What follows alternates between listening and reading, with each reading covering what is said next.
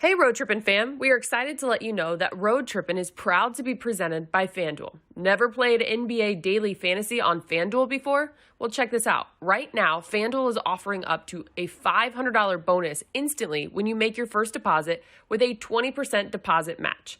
Why should you play on FanDuel NBA? Well, for one, it is easy to use when it comes to their app. What's not to love about that?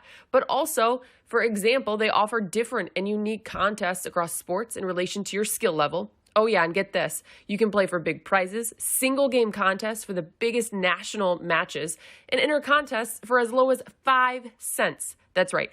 5 cents. Simply incredible. So again, let's recap. Right now, FanDuel is offering up to a $500 bonus instantly when you make your first deposit with a 20% deposit match. Enter URL fanduel.com/roadtrippin to play now and get your deposit bonus. That's URL fanduel.com/roadtrippin so they know we sent you. FanDuel, more ways to win.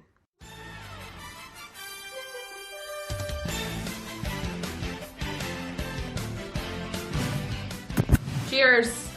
Cheers, cheers, cheers. Cheers. Cheers. What is that? What is that, a Celsius? I know. I'm at work. Welcome into this edition of Road Trippin' presented by FanDuel. I'm your host, Ellie Clifton, alongside Channing Frye, Richard Jefferson, and our guest today is not only a stud on the field, but as you're about to learn, he shares some similarities with our crew off the field. And we're excited to dive into it all with safety from the Broncos, Denver Broncos, Kareem Jackson. Kareem. Wow. Welcome, big fella. Thank you. Thanks for having me. Should we do the nuts and bolts first, or should we talk about what we share off the field? No. Hold on. I have this question. So, you were the same class as Earl Mitchell, who went to U of A, right? Yes. Did Earl ever tell you about, because I'm on a text chain, and I say, yo, we're about to interview Kareem. And they said, did Earl ever tell you about how magical Tucson is? No, I don't think he ever told me. Okay. Yeah. He never told me. Well, you got to change. This is what you have to understand. Like, the way Alabama football players get treated is the way Arizona basketball players get treated. We don't talk to the peasants. Yeah. Jeez. Listen. I forgot for a second. Channing, Richard, does that hurt y'all's ego that he didn't really have much to say about Arizona? Or No, we're a basketball school. Yeah, we're a basketball school. Like don't get me wrong. We have good individual football players, but when you get beat by 70, we're like a basketball school, then a softball school, then a swimming school. Football comes last, right? Oh man, you got the best facility, but when you get beat by 70, you got to make some changes. No, look, man, that's the thing that we talk about. What is that like, Alabama? So like Arizona as a basketball player is the greatest. Give me a day in the life of an Alabama football player. It's basically like being a professional player already, because the campus is just the entire Tuscaloosa, and that's where it's in Tuscaloosa, Alabama. And I went from, and I'll tell you the different experiences though, because my freshman year we weren't that good. We went 7-6. We played in what I call the toilet bowl, was the Shreveport Independence Bowl. We played against Colorado, which was terrible. Which would be a huge game for Arizona football. Be a huge game for us. My sophomore year, we went 12-2. We was 12-0 up until the SEC championship. We lost to Florida, T-Bowl. They were loaded, had all those guys, and so we ended up losing SEC championship, and we lost to Utah in a bowl game. But just night and day difference from my freshman year to. That's one of those games where we're like, all right, we don't want to be here. Let's just go out here and get this shit over with. Excuse me, can I use that type of language? You can say whatever the hell you want. Yeah. All right. Channing, the further away you get from the mic, the harder it is for us to hear you, Channing. Fuck shit. Oh my God. So everybody, let me go ahead and get shit over. We've been in New Orleans for a whole week. We're ready to go home. But just the night and day difference from being a subpar team on to obviously Saban doing his whole recruiting thing and bringing in all the guys that, he wanted to bring in. It's night and day difference. Just pretty much any and everything you wanted to do around campus in Birmingham, it was whatever. Like, so we would go to restaurants and eat hundreds and hundreds of dollars worth of food. You get your check back, it might be $5. Like the best steakhouses in town. Oh, God, that sounds like ridiculous. a dream. See, they weren't giving us free food; they were just giving us free liquor. Which, in hindsight, at our school, it's just as much as gold. But I want to talk about the competitiveness at Alabama, right? Because what I see, and the reason why Alabama is at the top all the time, one, it's coaching, two, it's the talent, but it's also the competitiveness within the talent, because every year there's more high school All-Americans coming in. So like freshman year to sophomore year, right, that doesn't mean, next year's my year, right? Or next year's my year, because they could have a future number 1 pick or top 5 pick coming in right behind you because he wants to play at Alabama. How did that help you, that competitiveness? Did you look around? Was it like a iron sharpens iron, or was it one of those things where it's like everyone's so locked in because it's a stepping stone? I think it was a little bit all that, because every year we was going to reload. We had all these 5 stars. Obviously Saban had just got back to college, so he was the hottest thing going in college football at that point in time, and we were winning. We just went 12-2, and he's just all of these 5 stars rolling in. And so for you, it's just like, well, these guys not coming here for no reason. And a lot of it was like, to get those guys, obviously those coaches making promises and stuff like that. So for me, it's just like, I know what I'm here for. I only want to be here 3 years. So it's no way they're going to sign somebody that's going to come take my spot. So it's an iron sharpen iron, just because you don't want to be that wink out there. For me, defensively, we had a ton of guys that were really good. So I didn't want to be the liability out there. I didn't want to be the one of the guys looking at it just like, man, because sometimes you play with that liability. You just like, either how can we help them get better, or we're going to have to try to get them off the field at some point. So I don't want to be that guy. And for me, nobody wants to be that guy. For me, day one on campus, it was me and a guy named Rolando McClain. He was like one of my best friends in college, and our only mentality was to go 3 and out. Mm-hmm. We're gonna play out 3 seasons, and we're gonna go. We're gonna let the chips fall where they may. And we had 3 great seasons, and both of us ended up getting drafted first round. So that was our mentality. Our first day on campus, we stuck to that. We worked to it, and that was all we thought about. And so, like I said, with you asking that question, it was a little bit of all of that. Do you have? You look like you have something to say. I'm just making sure. It's like a little like fuzzy on my end, so I just want to make sure I'm not like interrupting as you guys are talking too. Do you have a favorite Nick Saban story? I know Richard and Channing don't care about this, but Nick Saban coached at my alma mater as well for a year. Toledo, 1990. Also was a GA at Kent State, so he represented in the MAC a little bit. Okay. Do you have a favorite Nick Saban story? The Mac and Cheese Conference. It's a ton, but I just remember one time on the field, and you have one of those players that kind of pissed the coach off, and then he just really starts to go off on him. And I just remember we was doing this kickoff drill, so we were kicking it off 50-60 yards down the field, and the entire time we doing the special teams drill, he like literally walking up and down the field with this guy every time, and he just basically giving him hell. And he just got to a point, and he was just like, "Fuck, you're not even that good." Like he tell him that, I'm just like, "Oh my God."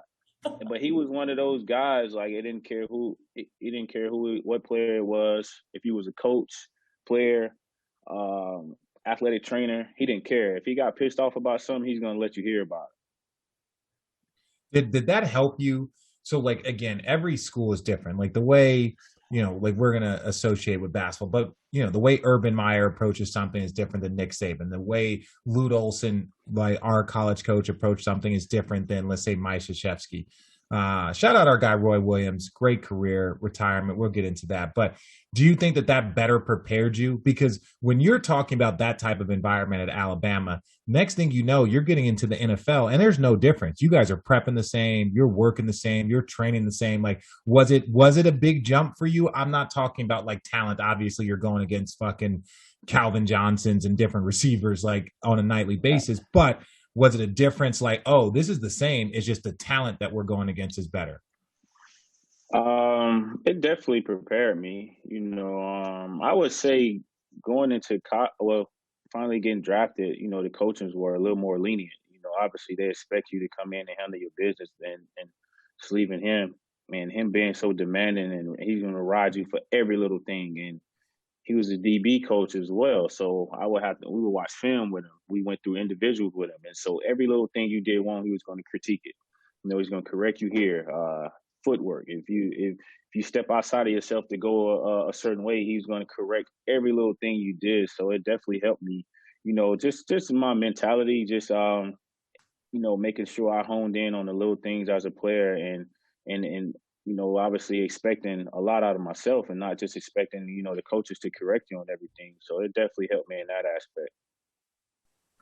Covering guys like, obviously Calvin Johnson and Larry Fitzgerald. Who's a guy, because, on Instagram, you see these videos of Derrick Henry doing these workouts, right? Who's the guy when you're back there and he got a full head of steam that you like, listen, I got to harness every bit of pounds that I got to put this dude down? Like, who is just a rhinoceros when he gets a head of steam or a bowling ball? I would say right now him, but before him, it was Adrian Peterson. Was just a monster. He was that guy, especially being in the secondary. Once he got to you, he was at top speed, especially if he untouched. And your head just like, how in the hell I'm gonna get this guy down? and it's just like, well, obviously I got to try to shoot my gun before he shoots his. But he's one of those guys. He's not slowing down. He's not gonna stutter his feet. He sees you, and it's just you almost like you can see his eyes, just like. And I'm like, oh my God. But it's one of those things. You better bite down on your mouthpiece and get ready for a collision, man. But he's definitely just over his career, man. He's always been one of those guys that when you see him in the open field, better have your lunch pail that day, because it's not gonna be anything pretty. Yeah. That's funny when you say it that way. You're just like, if he gets in the open field, or if he gets into the backfield, especially if he's untouched, at that point in time, he is because I think Derrick Henry, as big as he is, like Adrian Peterson seemed more like a missile when he broke through that. A missile, and it's like we used to call him a raging bull. Like it's almost like he's seeking that contact, and he's running and he was fast too. So he's running so fast. It's like it's no way you're gonna win that matchup. So it's just like you got to get to him. Hopefully somebody slows him down or spins him around, and he don't have that full head of steam. But you gotta try to close that space as much as you can before he get going. Okay, so then if you had to pick one, open field. If I had to pick one, Adrian Peterson. Okay. I'm gonna say Adrian Peterson. Well, we're not really going out on a limb there saying that's AP. No disrespect. Right, that's no disrespect to Derrick Henry. I just feel like Derrick Henry's more finesse than Adrian Peterson. Derrick Henry might make you miss in the open field, or he stiff arm you. AP ain't gonna make you miss. He's that train. He's on the tracks, and if you get on him, it ain't gonna be pretty. Okay, good. That's because that's what it feels like watching. It's good to know that's experience. I have a question because, I didn't play basketball. 6-7 months ago, we had on here Myles Garrett, and Channing and Richard were talking about the transfer from an NFL player to an NBA player, or vice versa. Which one was easier? Like having these conversations, Channing, if you were in the NFL, what position would you play? Punter? Oh. You not hitting me? Are you fucking kidding? I was about to say, you sound like you don't want to get hit. No. You saw Myles Garrett doing windmills? You want him to hit me? No. I'm not built that way, right? Listen, You said a punter. Listen, a punter. You're not touching me. Hey, if you touch me, I'm on the ground. Go. Penalty. Get your ass up out of here. All I got to do is lift and punt the shit out of a football and then run and act like I'm going to chase somebody. And they don't even lift. See? Those guys don't lift, man. Those guys don't do. They don't lift. They probably practice once a week, and most of the time they come to practice, they in sneakers and whatever hat. Is that why you guys really hate them? And I don't mean that as like people. I just mean their position. I feel like there's always this underlying level of resentment towards like kickers and punters, and like when you had one job whenever they make a mistake. Like you guys are the first ones to tackle them and celebrate. But when they make a mistake, I don't hate them. It's just that, sometimes you in camp and you're in those dog days at camp, and they still they come in every day, they upbeat, they still feeling good. Week 15 roll around. You might have a high ankle sprain or sprained your ankle or nursing injuries, and they come through smiling, upbeat, and he's just like, man. That's me. Hey, look, that's me every day. What's up, guys? You ready to win? Man, and in some organizations, it's like they don't even have to stay there all day. And I've never sat in a meeting room with them, but I can't imagine what a meeting would be like. What are y'all meeting about? It's like I don't know what they would talk about. You need this is one closer to the goal line. See, that's why I want to be a punter, not a kicker. Because I respect those guys because I can't kick, but I'm just like, when it comes to the amount of time that, obviously other positions spend in meeting rooms and, the aches and pains and all that stuff, it's just, it doesn't match up. So it's just kind of like, you look at them, you're just like, look at this. No, okay, so this is one. We always have conversations in sports about like what's easiest this. Like baseball, they'll travel places and they'll be there for like 4 days, and they only travel to like warm weather cities, right? Like they have to go to Milwaukee, but they're going to Milwaukee in June, right? And then a lot of these guys live in different places, but they have to get to the ballpark, even for like a 7:00 game. They have to get to the ballpark at like 2:00, right? Like it's super early. For us, and even practice, we could be at practice for an hour, right? And that's like an actual like scheduled practice. That means that like we have practice for like 45 minutes, maybe an hour. Then everyone shoots at their own hoops. You might lift, you do your treatment. But really, if you were doing the bare minimum, you could be in and out of there in like probably 90 minutes, hour and a half, about 90 minutes. If you were like, look, I got an appearance, or like, I got to get back because my kid, or I'm going to go say goodbye to my parents. So like, if you were just like an in and out day, 90 minutes. Are you telling people that you did the bare minimum? No, I'm just saying that there were times.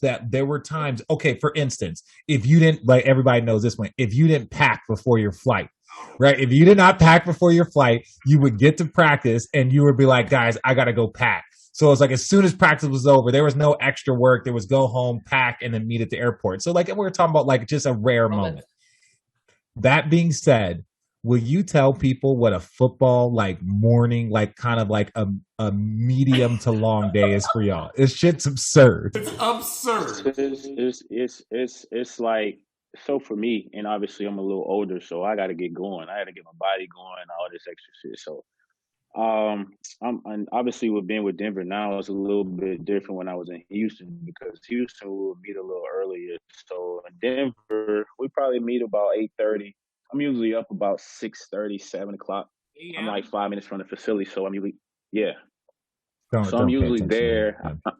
I'm usually there an hour before meetings, so probably 7:30 I walk in the building. You can have the option to lift before meetings in the morning, and usually I will lift just to get it knocked out, because I don't like lifting after practice, because that's just going to make my day even longer. So around 8:30 we might meet. So like I said, I get there an hour before, which is about 7:30. I eat breakfast and just kind of relax until 8:30 meetings. So we might meet from 8:30 to maybe about 12. Oh. 8:30 to 12. 8:30 to 12. 8:30 to 12. We're gonna meet. So you're gonna go from the team meeting, then it's gonna after team meeting it might be special teams meeting. So I'll get a little break there because I'm not on special teams, but I'm still in the building. I'm not going. I'm just basically lounging around in my locker or shooting the shit somewhere around the facility or whatever. And from there you go to your offensive defensive meetings. Offensive defensive meetings you usually installing, what we're gonna do, that week in the game. So that's gonna go about an hour, maybe an hour and a half, depending on, how lengthy your coach is or whatever. So from there, you're going to go to individual meetings. Then you're going to be in individual meetings for another hour and a half, maybe 2 hours. From there, you go into practice, but you're going to get a lunch break before practice. So that lunch break, from the last meeting, you got a walkthrough. So you're going to go to the walkthrough. Walkthrough is going to be about 45 minutes. And you basically walking through all the stuff you're going to do in practice. So after the walkthrough, you get a lunch break for about maybe about 40 minutes. So after lunch break, then you go to practice. Now it's about 1 o'clock, like 1:30. You haven't even started practice yet. Haven't even started practice yet. Then you go to practice. You're going to practice for 2 hours. I know we practice for 2 hours now. After practice, you got meetings after practice. Then you watch film for maybe about 30 minutes. You watch the practice film. And then after that, you got to do all your self-care. When are you human? When do you get to be a human? They're not. When you get home at about 8 o'clock. Really? Y'all have 12-hour days?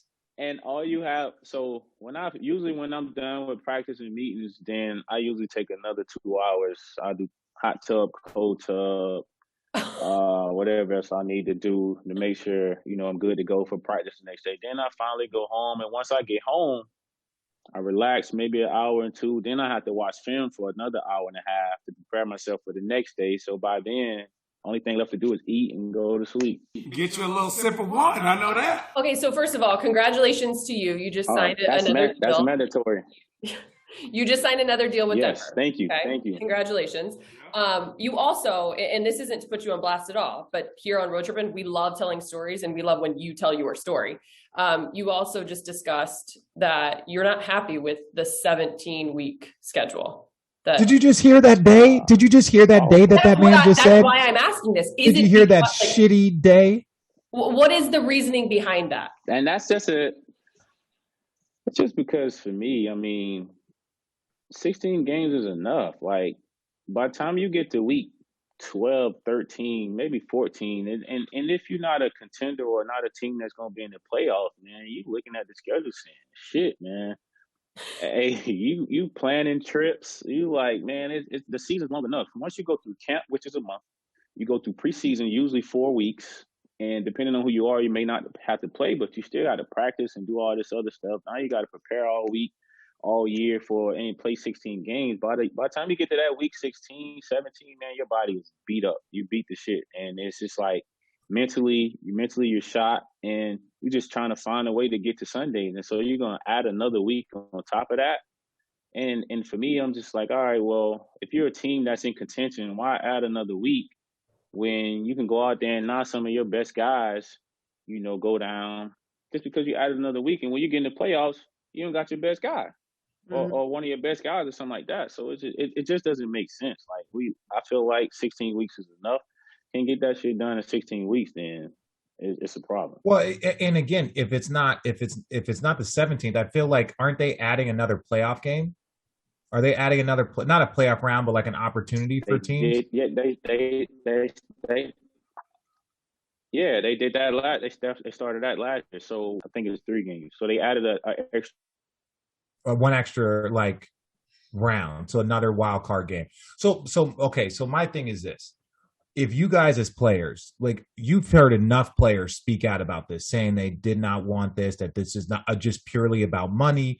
And like, yes, money was going to go on our pockets. More money was going to go in your pockets. But at the same point in time, like the damage that one extra game can do at the end of the season.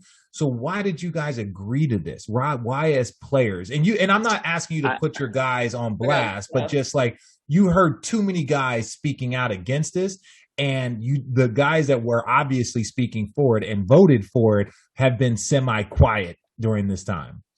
Yeah, definitely. I mean, obviously they're gonna be quiet about it, but I'm gonna tell you, like our league, we had, I think it was close with the voting. It was really really close, but we had like maybe I can't remember what it was, but we had a crazy amount of guys that didn't even vote. So if you get those extra votes, whether they're left or right, maybe this new CBA it's not passed. So it's just like we had a ton of guys that didn't vote. So now we looking around looking crazy. We got an extra game and all this extra stuff, and now everybody's pissed. When you have guys that just obviously not really taking care of or not taking the situation serious, and they don't vote, what can we say? Yeah, because the people that want it are going to vote. The people whose money is going to go up, the people whose money is really getting affected. But it was, a lot of the younger guys, a lot of the guys are just kind of floating around. They're still just happy to be there. 16 games, 12 games, it don't matter. They just want to play football.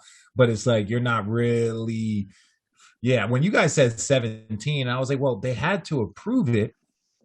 So right, yeah, did. I mean, obviously they proposed it, so but it was, like I said, we had a ton of guys that didn't vote, and I know, like for me, I'll be 33 next Saturday. I don't need that extra game. Yeah, well, just be glad it's happening at the end. Just be glad that extra game is happening at the end of the career. You might not have made it till 33. You're shortening careers, so you may get a little bit of money in your career, right? Because you have that extra game or those extra 2 games. But then you're shortening your career because of that week starts to add up, right? So instead of getting the wear and tear of it and the mental of it, even that last week, if you're already guaranteed to go to the playoffs, you're not playing any of your players. So like let's say, the Bucks play the Jets, right? The Buccaneers aren't gonna play anybody. So they're gonna play their third string guys that game who haven't played all year against a team who's played all 16 games and they got their starters out trying to develop culture. Like somebody's gonna get hurt. But the thing about the NFL, like even when they get late like that, if you already know you're in the playoffs, like you're gonna have to play some of your starters. You don't have enough guys to be able to sit all your starters out. You sit your quarterback out. You might sit your best receiver out, your running back, or something like that. But defensively, those guys gonna probably have to go play. Mm. So even if you're your best corner or safety or your best linebacker have to play for or whatever, like some of those guys are going to have to go play because, it's not enough guys to sit everybody out. Mm-hmm. So what if you do if your best linebacker or your best corner get a high ankle? You're done. You like high ankle. Well, look, I know, like poor Laker fans right now, but the worst part about it is that it's not going backwards. Right, you guys, I don't want to say it'll never, ever, but you guys missed your opportunity to keep it in probably the best zone because now this is 17 games. Next conversation is 18 games. Shit, by that time they started 18, I'll have my feet kicked up. I'll be done throw those things over the power line. With that, let's make the transition to things and talk about things that don't piss us off, things that make us happy. Because we have been told Channing's name here on Zoom is Wine Lord. We talk about Chosen Wine, his bottle several bottles that he has now created himself. And we hear that you are a big wine connoisseur as well. Yes, I am. I've been like heavy into it maybe 4 years now. It took me a while to kind of get onto the train. And I actually started drinking wine through my guy that does my suits out of New York. He put me on a Malbec kind of early on, and then from there I just started to kind of taste test and experiment with a lot of different things. And from there it just kind of grew, and now I'm a huge wine guy. Malbec that's a wild wine to start with. Most people say Cab, Pinot. And there's no judgment here. No. And the thing about it is, the more I got into it, and I'm like, damn, I can't believe I started with a Malbec. And the thing about I don't think I've had a Malbec since then. No, that's what I'm saying. Nobody's like, oh yeah, I start out with the Northern Rhone Syrah. Like nobody starts out like that. Like you start out with usual, like, you know, Chardonnay, Pinot, Cab, Rosé, Champagne. So so you're into it, but how into it are you in the sense of, do you want to do this when you're done? Do you want to have your own label? Do you want to own a vineyard? What are some of your favorite or do you just want to drink it? Do you just want to drink it like me? Yeah, I just want to drink a ton of it. I haven't gotten to the point where I'm just like, I want to create my own label or, you know, a vineyard or anything like that.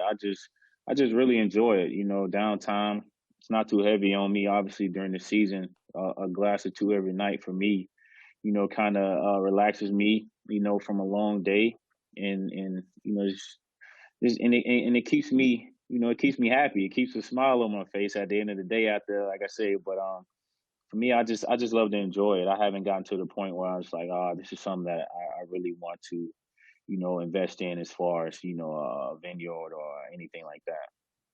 Okay, so have you made any trips? Like, so you just went to Napa. Have you been to like France? Have you been to like any of those places ever? Like, unfortunately, I took a trip with fucking Channing, so I had to listen to his snooty ass talk about wine every single time we've been to France. But it's a good time. But like, have you been any place like to kind of just taste wine and just get that experience?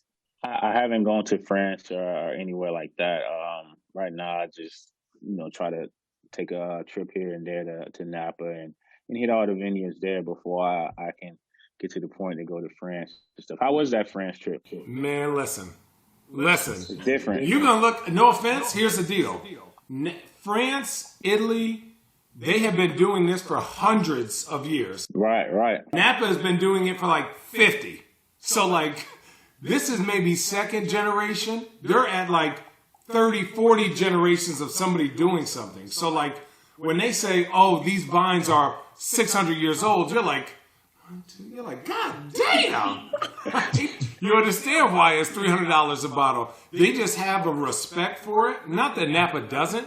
They just have a respect for it. And the rules of how you make a bottle of wine are so strict is why it's so impressive to me. Like, you can't irrigate your fields. Like, whatever you get is whatever you get. Like, if you're in a shitty spot and that year you don't have any yield, you're shit out of luck. So it's like you got to know, and just people grow up wanting to do that job. Where here people are like, well, I'm going to do it because of money, or I just like doing it. You know, over there, they're like, my dad did it, my grandpa did it, his grandpa did it, and they've been just living in the fields. And so it's an amazing trip to learn and get hyped up. I can't wait. I went to Italy with Richard, fuckface over there, and I can't wait to go back and learn, because I wasn't really like, I wasn't there for the wine, but I want to go back to wine and get into Piedmont, the Barolos and Nebbiolos and all that kind of stuff. Yeah, it's not that expensive. It's not. Let me say, you can do that trip. You can plan that out.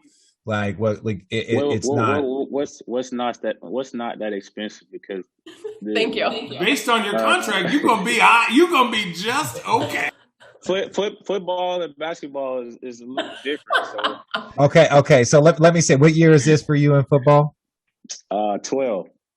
Okay, so 12. Then let me just say this. That's a weekend in Vegas to you. With all due respect, you've earned it. Okay, whatever the trip is, right? If you're a wine person, if you're this, like, dude, like you can make more money, but those type of experiences. And when I say that, like, it wasn't that expensive, it's like the whole trip, you're not spending $10,000 on the whole trip, right? Like. Now, it depends on how much you drink and how much you eat. Like, I'm talking about, like, you know, you can get a nice affordable plane ticket. You can map out if you want to go down to Florence. Like, we drove, so I don't even know where we drove from to another place, but like we rented smart cars. Channing's old tall ass. No. I was in an Alfa Romeo. My shit was booming, dog.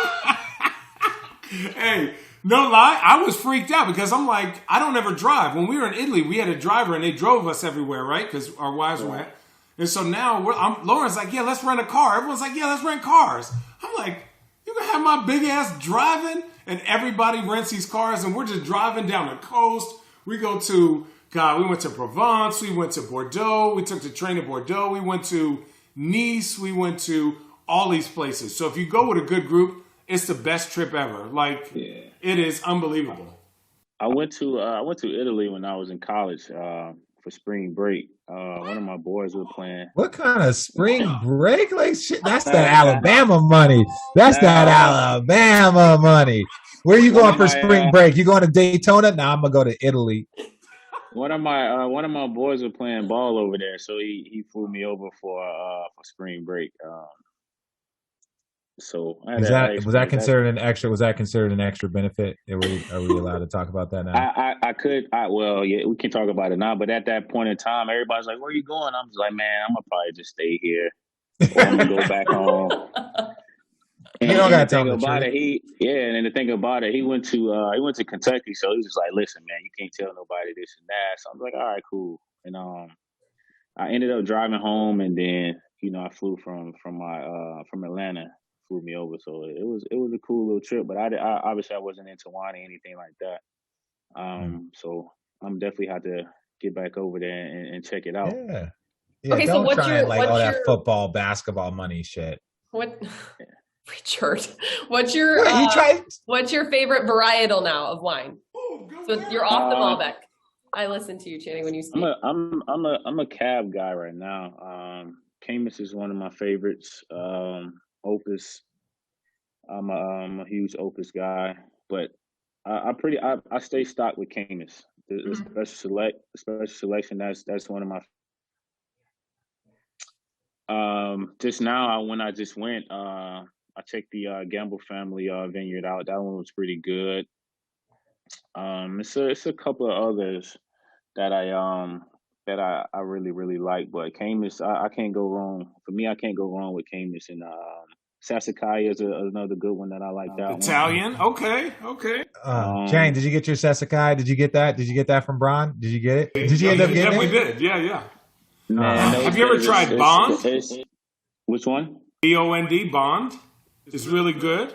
I haven't tried that one. Maya Kames is really good. We went there. Really good. I think I had that one before. I had the Maya Kames. Yeah, they're really good.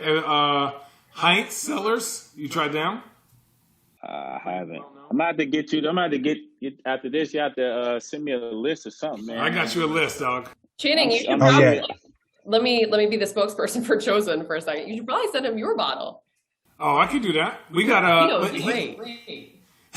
Yeah, so we're coming out with Pinot Noir, our 19 Pinot Noir next week after that. Wait, did you send me the rosé, Channing? I'm sending you the new rosé, Richard. It's yeah. The other one sold out too quick. Oh, you're a piece of shit. See, you're welcome. See, that's the thing. We help him sell out all his shit, Kareem, and the next thing you know, like he's like, "Oh man, I ain't got no more. It's sold out." It's like, you're welcome, dog. You could save one. Can I taste it? Can I get a taste? Oh, I'd rather send you 4 or 5 than just send you one $30 bottle. It's the shipping costs as much as a bottle does. Yeah, you gotta definitely let me know so I can go in and order a couple of. Okay, we'll take care of you. Don't worry about it, dog. You came on the show. We'll take care of you. Chosen family. No, I appreciate it. Hey, you want to know what's funny? I met you guys one night. Oh, where at? I love these stories. You guys, and I'm gonna tell you because I'm a huge basketball fan and LeBron's my favorite player. So when I was with the Cavs, I follow the Cavs like pretty much everywhere you guys go play. And so you guys were in the playoffs, and y'all was playing the Hawks. There's a couple of years y'all would get the Hawks the first round every year. And I'm from Georgia, so it was an easy trip for me. And I would go to Atlanta, and catch a game out. You guys, I was standing at the W, and you guys come in. Never mind.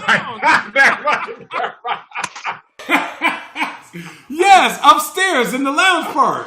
Yes, sir. We were. I sent you guys a bottle, and Channing came over and got me and brought me back over and introduced me to all you guys. Oh my! Yes. Did you not remember this, Channing? No, I remember. No.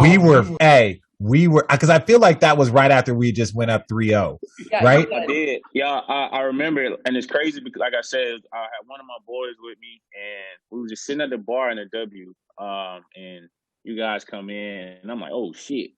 And like I said, I was a huge Cavs fan at the time, and you guys were, obviously kicking ass at that point in time. So you guys went up to the, and I'm like, yo, they got any more tables? And obviously they ended up putting my table right next to you guys. So I sent you a bottle. I sent you guys a bottle, and then you came over, got me, introduced me to everybody. It was pretty cool. Obviously for me, I was young. I can't remember how long ago that was. So I'm just, oh shit, that was pretty cool for me. So. Yeah, I remember. Channing had 8 threes. Remember Channing? Don't remind the Hawks fans. They're salty still. Barbecue. Yeah, see, that night for me was tough because I remember walking for the Four Seasons and I got so this. I'll tell you, this is how hammered I was that night. Danny remembers it. This is how hammered I got. We had been crushing whatever, so we were up 3-0. And you guys at this point were up 7-0 in the playoffs. So at this point in time, I'm completely like, we go to W and I'm drinking because I'm going to a conference final. I feel it. I was like, I'm going to the conference finals for the first time in 13 years. I'm letting it go right all the way. So the next morning, I was so spaced out. The next morning after that's why I don't remember meeting him. I get to, we're in the room, we're all just chilling. I pass out, whatever. I wake up in the next morning, order me some breakfast, just eat, just chill. And I'm just relaxing. And I go back to sleep. I just go back to sleep. And all of a sudden, like, I wake up to like phone calls and texts like, yo, where are you? We had a meeting. And I was like, we had a meeting, right? And this is why T-Lou was great. They fined me for missing. And like that, I probably missed 3 meetings in my 17 years. Because I just spaced out. I'm like, we're up 3-0. It's fine. This shit's over. Like, I completely spaced out. Like, and so T-Lou, David Griffin was like, what are we going to do with Rich? What are we going to do? He's like, I'm not going to fucking suspend him. We're just going to fine him. He missed a meeting. We're up 7-0. It's like, dude, relax. It's different. But it was just like that night I got so hammered because I was so excited that we were 1 win away from going to conference finals again that the next day I think I was still drunk like half the day. And then we went out, obviously, and won the next game. But, yeah, that's why I don't remember because I barely remember the next morning. No lie. I knew we were going to win when I saw Kyrie start going into his bag of tricks. So Kyrie, like when a game is serious, he's going to give you maybe a 1-2 dribble move, get to the rim. He's going to be very kind of precise. When he drove right, and you remember when he flicked it up like this, Richard? And flicked it over Al Horford, Paul Millsap, like he drove like this, and Al Horford is guarding him. I feel bad for all the people who are just listening on the audio. You can't see Channing's amazing skills right now. We'll post it on our social. I'm like, what is he doing? I don't know. I'm looking around like he drove like Channing. Just look. There's not time. But that's crazy. He was just being Kyrie. Well, okay. Well, no respect for anybody. We ran the same play game 3 for a whole quarter. We ran a screen and roll with me and him, and they ISO. They kept switching Al Horford, and I kept yelling, "Barbecue his ass! Get his ass!" And Kyrie was like, "Say less." Well, at least you got to see firsthand, Kareem, that like our team was pretty tight because I swear there was probably 12 of the 14 roster guys were together. Right. No, for sure. Yeah, y'all came in pretty deep. Okay, so let me ask you this. Sure. Let me ask you this. Since you said you're a LeBron fan, you are in Denver. You have a guy on the Nuggets that is a possible MVP of the league. Yeah, he's playing some hell of a ball. Yeah, what's your thought? Is Jokic the MVP? Is Bron? I mean, it's tough with the injury. It's. I mean, obviously with the injury, it's a little tough. But I think right now it's between the Joker or Harden because Harden's doing some crazy stuff out in Brooklyn as well. But he's out right now too. But I mean, Joker is obviously everything for that team. And obviously getting a chance to be there and see it firsthand before COVID and stuff. But he's an amazing player. Did y'all forget about Damian Lillard? Say what? Channing lives in Portland, so he is contractually obligated to mention Damian Lillard whenever the MVP race is going. And Damian Lillard should be in the MVP race, but Channing just has to put it out there. And I said this. I was on a podcast before this. I said the only reason he wouldn't get it, right, is because Jokic's one thing that people said he couldn't do is play defense, but I think their team is 15th, right? Their team defense is 15th. Damian Lillard's, the Portland Trailblazers defense is 30th. So you can't see, like, I mean, they're not very good. They're not built to be. He's like, I can see that. Right? But, like, Jokic is solid. People. He almost averages 2 steals a game, which is crazy. Yeah, but again, this is where you get into those bullshit fucking analytics, because when you go and look at protecting the paint, their like paint field goal like percentage is the worst. Denver, I'm talking about. So like that's why they needed Aaron Gordon. They do a god awful job of protecting the paint. So like their team defense might be 15th, but where your center, whether it's via charges, blocks, communications, whatever it is, like your paint defense is their paint defense, the Denver Nuggets, is the worst in the league. Well, can I say this? In today's system, thank you, Richard, for giving me permission. In today's system, Jokic isn't always down there with the big man. They run a screen and roll. They switch a lot of stuff. So he's guarding the guard. So how can he get block shots? Like Portland is 30th in defense, but they're 8th in the league in block shots. What's crazy is that we're talking about an individual award, but basing it off of team statistics. Yes. Ooh, talk that shit, Allie. Talk that shit. Talk that shit, Allie. If we're not talking about team statistics, then Damian Lillard should win. If we're talking about just pure body of work. Well, what about James Harden then? If we're talking about that, if we're going to talk about just statistics, James Harden. No, we're not talking about this. Listen, it's also the narrative, Richard. You're in the media now. You can't big boy the Houston Rockets and then go ball out with 5 other All-Stars. He definitely big boy them, man. And I used to love going to Rockets games, and it's just like, Yeah, but you know what? That was the best move for him.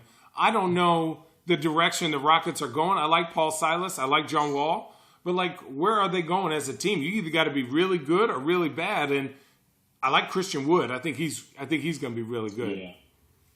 Who else do you watch? If you have to stay up and watch a game, other than, like, obviously the big I'm gonna stay up and watch all of them. I mean, I'm just a fan.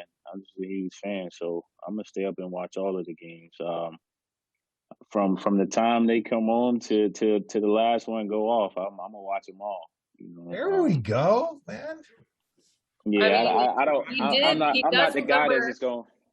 I'm not the guy that's just gonna pick and choose, games to watch here and there. I watch them all, man, because I just like, to see guys, go out, obviously compete at a high level, and obviously the great players in that league. I like to watch them all. And how was your game? Tell us how your game. Yeah. I can play. I got I'm a good point guard. I'm gonna strap in on defense. I'm gonna put the ball in where it needs to go, but I can get to the cup and score if I need to.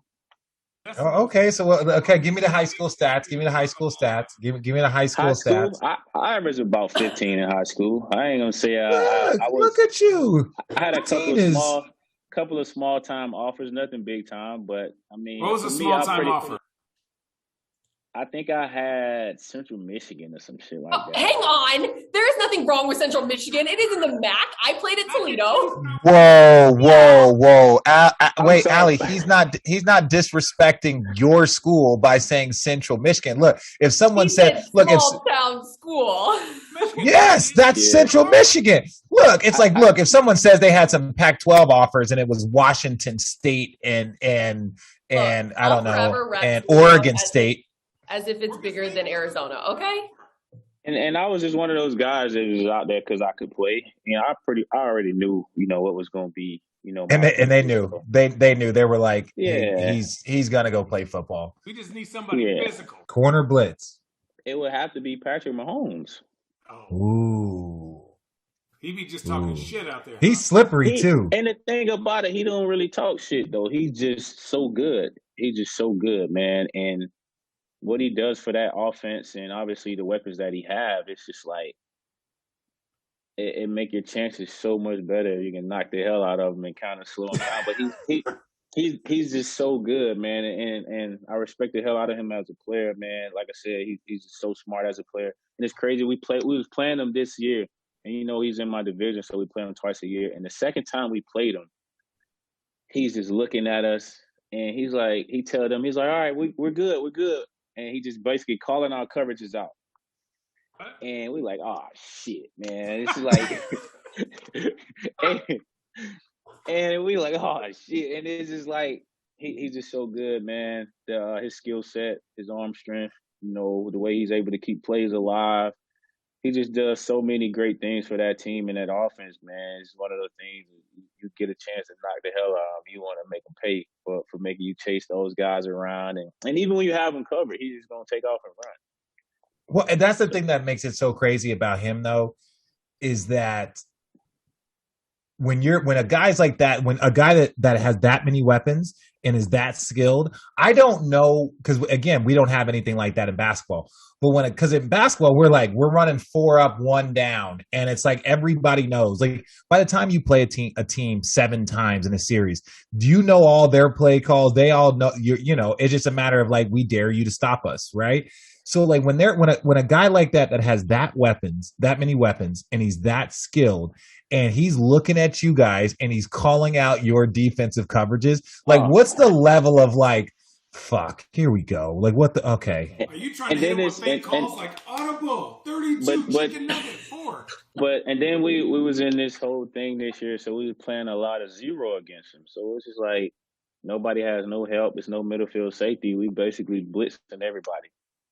You just got rushed. So it's just like, but he's like, he's looking, he's like, we're good, guys. They in zero. I'm like, oh my fucking God. He's like, I'm like, man. And we go to one time, we was like, hey, he's basically telling us we're in zero. He knows. And the coach was like, it's okay, just run it. It's like, all right. Yeah. And then all of a sudden something happens. Like, they blitz, you're a man coverage. He leads a receiver that didn't even have a break on you, and there's just no help coming from anywhere. You're just ISO. From nowhere. Tyreek Hill, ISO. Or it's either that or he scramble around, make somebody miss, somebody come back to the ball, 30-yard gain. He's like, oh my God, man, come on, man. This is unreal. Is there a guy in the NFL that you think is like a breakout star that I don't want to say haven't heard of, but like need to watch more? Is there a guy where you're like, I like this guy. He doesn't get a lot of attention, but like is nice. I'm gonna say the guy that's playing on the side of me, Justin Simmons. Okay. I don't know if you guys. For me, he just resigned too, right? He just resigned and he just made his second Pro Bowl this year. But I think he's one of those guys. To me, he's the best in the game. I know a lot of other guys get a lot of recognition. He don't really get a lot of recognition that he deserves. He's a hell of a player. He can cover, tackle. He does it all. But I think him. He, like I said, he don't get a lot of recognition for what he does out there on the field. But and it's just starting to kind of pick up for him. I mean, obviously he's the highest paid now, but before. I would say him. Kareem, this has been so much fun. Before we let you go, I do want to give you a chance. You have the Kareem Jackson Foundation? Yes, I do. Mistaking. What are you guys working on? What do you have going on? Right now we're actually just trying to schedule some new events for the upcoming season. Hopefully things will be back to normal. We usually do an event called Pretty in Pink. And let me explain what is, the Kareem Jackson Foundation, what we support. And we support women with breast cancer. We do a lot of work with women with breast cancer. My mom's a 2-time breast cancer survivor.